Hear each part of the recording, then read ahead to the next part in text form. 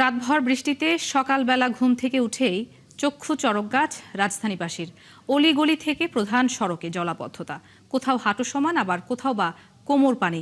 চলতে পারছে না গণপরিবহন থেকে ব্যক্তিগত গাড়ির চাকা। ফলাফল, চরম ভোগান্তিতে নাকাল নগরবাসী। বিরতিহীনভাবে ঝরা বৃষ্টিতে সবচেয়ে নাজুক অবস্থা হয় মিরপুর, বনানী, কারওয়ানবাজার, ধানমন্ডি, মেরুলবাড্ডা, ফার্মগেট এবং তেজগাঁ এলাকায়। আরও জানাচ্ছেন সহকর্মী মোহাইমিনুল খান অপু।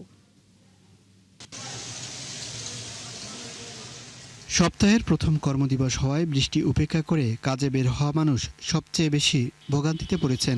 শেষ আষাঢ়ের বৃষ্টিতে রাজধানীর অলিগলি সহ প্রধান সড়কে তৈরি হয়েছে জলাবদ্ধতা।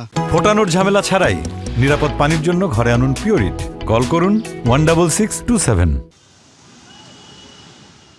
টানা এই বৃষ্টিতে নগরীর অসংখ্য সড়ক, অলিগলি ও নিচু এলাকায় পানি জমে গিয়ে অবর্ণনীয় দুর্ভোগে পড়েছেন অফিসগামী মানুষ, শিক্ষার্থী, শ্রমজীবী ও সাধারণ পথচারীরা। আমার অলরেডি পরীক্ষা শুরু হয়ে গেছে, এই পানি ঝঞ্ঝাটের কারণে আমার অলরেডি লেট হয়ে গেছে।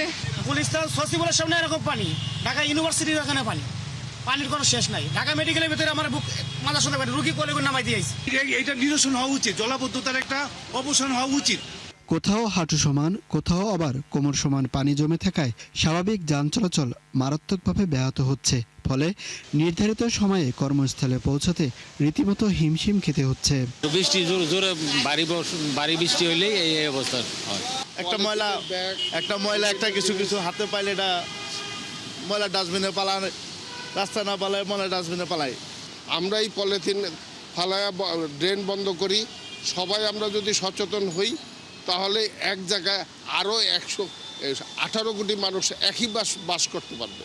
আবহাওয়াবিদরা বলছেন সারা দেশে এই বৃষ্টি চলবে 24 ঘন্টা।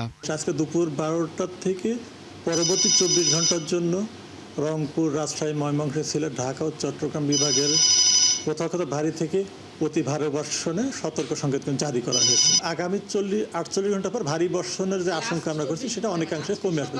রাজধানীতে গত রাত 12টা থেকে সকাল 9টা পর্যন্ত 104 মিলিমিটার বৃষ্টিপাত রেকর্ড করা হয়েছে। মোহাইমিনুল খান অপু, 71, ঢাকা।